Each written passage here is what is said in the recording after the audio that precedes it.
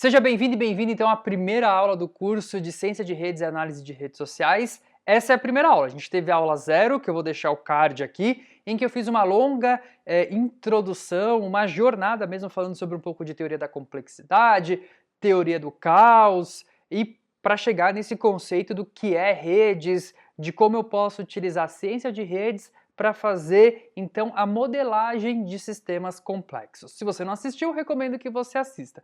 E antes da gente começar a aula de hoje, não se esqueça de se inscrever no canal, deixar seu like, compartilhar. É uma aula livre, é um curso totalmente aberto, então compartilhem, se inscreva e deixa o seu like. E também siga nas redes sociais, tanto no Instagram como também no Twitter, porque eu coloco muito conteúdo de qualidade lá e quero conversar com vocês. Então, para quem não assistiu a aula 0, eu vou fazer só um resumo aqui e para quem assistiu fazer uma revisão, tá? Então fica aí.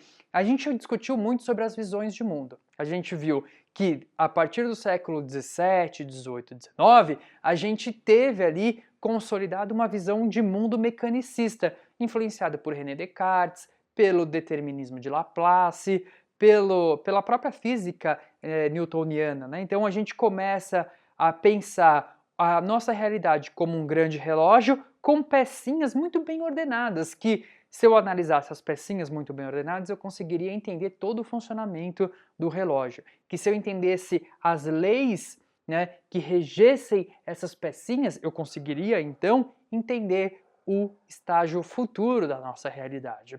E isso guiou a sociedade durante no século XVI, XVII, XVIII, XIX, até o começo do XX. No começo do XX já começa ali algumas transformações científicas e culturais e artísticas que faz a concepção, então, de uma mudança, né, dessa visão mecanicista para uma visão complexa da realidade. É quando essa perspectiva do holismo, do caos, da imprevisibilidade começa a tomar conta dessa visão de mundo. E o que a gente viu foi exatamente isso, né? Que a complexidade do mundo é essa ideia de que existe o holismo, né? Ou seja, que o todo é maior do que a soma das partes. Então, rompe um pouco com a ideia do reducionismo do século XVI, XVII, XVIII, mostrando exatamente que o todo é maior do que a soma das partes. Então, eu não consigo olhar só para uma parte específica, porque o todo ele emerge de uma maneira complexa e esse comportamento emergente eu não consigo observar ele só olhando para as partes. Eu dei um exemplo super simples, né? Se eu pegar a água, né? A água é H2O, mas se eu olhar só para o hidrogênio, eu vejo a propriedade de hidrogênio. Se eu olhar só para o oxigênio, eu vejo a propriedade do oxigênio. E eu só vejo a propriedade de água a partir dessa combinação H2O.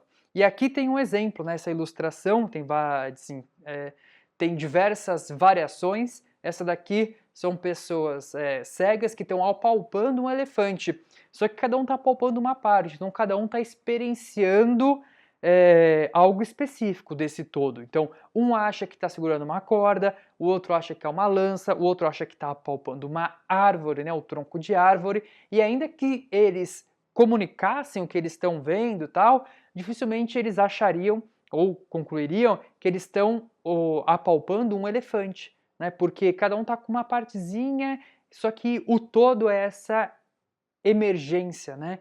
De toda essa interação das partes. É um exemplo simples, né? Mas é didático, por isso que eu coloquei aqui.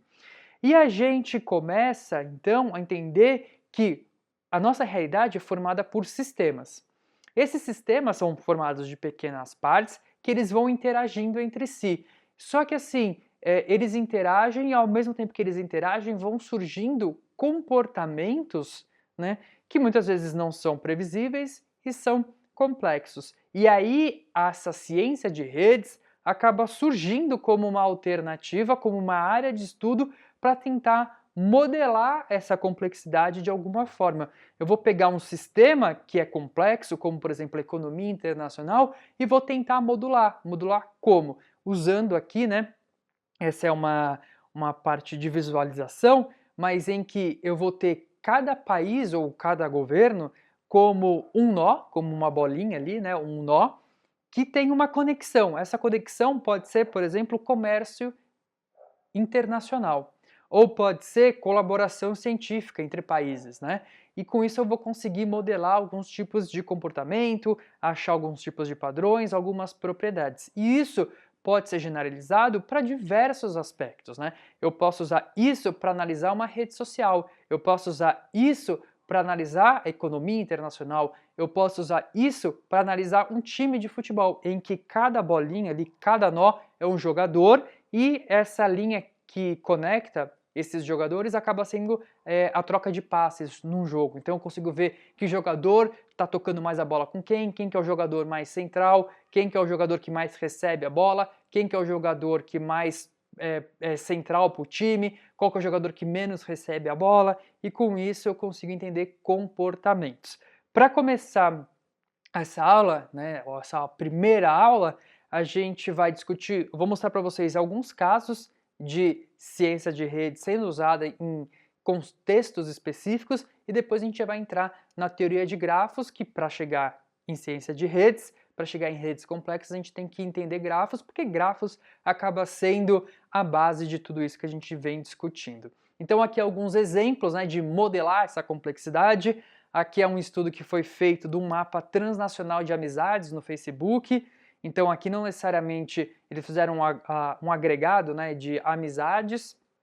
Então você vê o Brasil, né, tendo uma conexão maior ali com outros usuários, principalmente ali, né, na Península Ibérica, por conta do Portugal, do português, né, do idioma, mas também na Espanha. A gente vê ali no outro ponto a Austrália com uma conexão bastante forte com o Reino Unido, né, o que faz sentido, foi colônia e etc. Aqui é um outro exemplo, ou seja, a mesma área de conhecimento foi usada em redes sociais. A gente vai discutir muito em redes sociais isso porque faz parte do nosso curso. Outra aplicação que tem pode ser numa colaboração entre áreas de conhecimento. Então, aqui, citações entre áreas de conhecimento. Então, artigos, livros que se citam, ou pode ser colaboração entre pesquisadores. Assim, eu estou mostrando que dá para usar essa abordagem para mapear diversos tipos de sistema. Então aqui você vê que a área de economia tem uma interação bastante forte com a área de management, né, administração, mas também com a área de sociologia, que a área de psicologia ali no canto também tem uma comunicação bastante forte com a área de psicologia. Psicologia fala com psiquiatria, né? Economia também fala com a aula de healthcare. Então a gente vê essa interação. Então quem são os nós centrais, quais são as áreas de conhecimento centrais, por exemplo, nesse grafo. A gente vê quem está conectando quem. Então a gente vê que, por exemplo, a área de sociologia é muito importante para conectar o universo de economia com o universo de psicologia e assim por diante, tá? Então tem várias pesquisas que mostram a colaboração entre pesquisadores, quem cita quem, ou áreas de conhecimento, ou indústrias, né? Então segmentos industriais que mais colaboram entre si, então dá para ser usado em diversos contextos. Agora um outro contexto também, num segmento totalmente diferente, que foi usado, por exemplo, análise de redes sociais, ciência de redes, para analisar filmes, né? Filmes, personagens, né? Interação de personagens nos filmes blockbusters, né? Então, assim, cada agora nó acaba sendo um personagem e aí tem essa ligação, tem algum tipo de relação entre os personagens. Por exemplo, pode ser se tem diálogo, aí você escolhe, né? Você começa a modelar, ou se aparece na mesma cena, e aí eu consigo entender qual que é essa estrutura de interação entre os personagens. E se há uma semelhança entre os filmes, se há uma fórmula de sucesso, né? E qual que é o personagem central, eu consigo ver esses grupos, né, de personagens ali de acordo com as cores, que aí depois a gente vai ver isso do ponto de vista técnico, que a gente fala de clusters ou comunidades. Então, isso aqui é só para mostrar para vocês que dá para ser usado nos mais diferentes contextos. E para começar a olhar para a parte prática, a gente vai falar de grafos. E para falar de grafos, a gente vai falar de Königsberg, que é uma cidadezinha que é muito importante. Mas por que ela é muito importante? Ela é importante porque ela tinha essas 7 pontes aqui. E o que tem a ver essas 7 pontes? Acontece que as pessoas dessa cidade, elas ficavam discutindo se existiria a possibilidade de fazer algum caminho, né? Então, cruzando essas 7 pontes, sem passar pela mesma ponte mais de uma vez. Então tinha que passar por todas as pontes, mas não podia passar pela mesma ponte mais de uma vez. Então eles ficavam ali na cidade, de domingo, andando, tentando fazer o caminho. Algumas pessoas falavam, não, existe um caminho, é que a gente não achou, outros falavam que não existe caminho. Então ficava essa disputa, até que em 1741, na verdade é a data de publicação, mas antes ele já tinha mostrado os resultados, o Euler, né, o pesquisador Euler, ele publica algo falando, ó, não é possível, não existe um jeito, não existe nenhum caminho em que você consiga cruzar todas as pontes uma única vez. E como ele chegou nessa conclusão? Bom, vamos entender aqui. Ele pegou o mapa, certo? E aí ele começou a entender, vou rabiscar aqui para ficar simples para vocês entenderem, né? Então, ele começou a entender cada pedaço de terra como uma bolinha, tá? Eu vou rabiscar aqui, então tem a bolinha aqui, que ele chamou de B, tá? Cada uma dessas bolinhas, em grafos, é chamado de vértice. Vértice, tá? Então aqui eu tenho a terra B, aqui eu tenho a terra A, aqui eu tenho a terra C, e aí aqui eu tenho a terra D. Tá? Então eu tenho cada uma bolinha em cada terra. E aí, qual foi a sacada? Bom, para conectar essas bolinhas, eu tenho as pontes. Então ele chamou essas pontes de ligação, né? Nesse caso, de aresta. Então eu tenho uma ligação que conecta o A com o B, tem essa outra conexão de B com A, tem essa conexão de A com C, essa outra conexão de A com C, essa conexão aqui de A com D, essa conexão de D com B, essa conexão de B com D, né? E aí essas ligações em grafos é chamado de aresta. Tá? Tudo que eu estou falando aqui, nas universidades, nos cursos de ciência da computação, engenharia, enfim, estuda isso com bastante profundidade. Eu estou fazendo um resumo aqui, tá? Então, com isso, ele conseguiu entender melhor o problema. E aí ele começou a perceber que só seria possível fazer isso, tá? Se cada... Agora vai entrar uma parte mais técnica, mas basicamente assim, ele conseguiu entender que só seria possível ter um caminho, tá? Que percorra todas as pontes, essas 7 pontes, né? Todas as pontes aqui, somente uma vez, passando por todas, mas somente uma vez, se não existisse nenhuma terra, né, nenhum pedaço de terra com pontes em números ímpares, tá? Então esse é um cenário, não pode existir nenhum pedaço de terra com pontes números de quantidade ímpar, tá? Ou um outro cenário que seria assim, teria que ter 2 pedaços de terra, obrigatoriamente, com números de ponte ímpar, tá? Então eu tenho um cenário em que eu não tenho nenhum pedaço de terra com pontes ímpares, então é tudo par, por exemplo, pode ser 2, 4, 6 pontes, tá? Mas não pode ter nenhuma com ímpar. Ou um outro cenário em que todos os pedaços de terra vão ter pontes pares, e aí eu posso ter 2 pedaços com pontes ímpares, né? E aí, quando eu olho para cá, o que eu vejo? Quando a gente olha e analisa esse grafo, a gente vê que, por exemplo, nesse nó aqui, né, nesse pedaço de terra, eu tenho quantas pontes chegando? Eu tenho 3. Né? Nesse outro pedaço de terra aqui, quantas pontes tem? 3. Aqui, 3. E aqui, ó, 1, 2, 3, 4, 5. Né? Então, eu não tenho essa propriedade que o Euler falou. Ou eu tenho tudo par, o que não é o caso, ou eu tenho somente 2 pedaços de terra com número ímpar, que também não é o caso, porque aqui todas são conexões número ímpar. Então, com isso, ele mostrou que não é viável. Mas qual foi a base de explicação? Aqui tem algumas regras, né, como vocês podem ver. A regra é que, bom, a pessoa deve chegar, né, ó, a pessoa deve chegar e sair de um pedaço de terra por pontes diferentes, certo? Então imagina aqui, eu tenho um pedaço de terra, ela chegou aqui, ela não pode sair pela mesma ponte, porque só pode passar uma única vez pela ponte. Então ela chega aqui e sai por aqui, tá? Assim, o número de pontes chegando em cada pedaço deve ser par, tá? Deve ser par. Com exceção dos pontos de partida e chegada. Então, se cada pedaço de terra eu tenho que chegar por uma ponte e sair por outra, então tem que ser par, né? As conexões, senão vai ficar faltando ali uma ponte.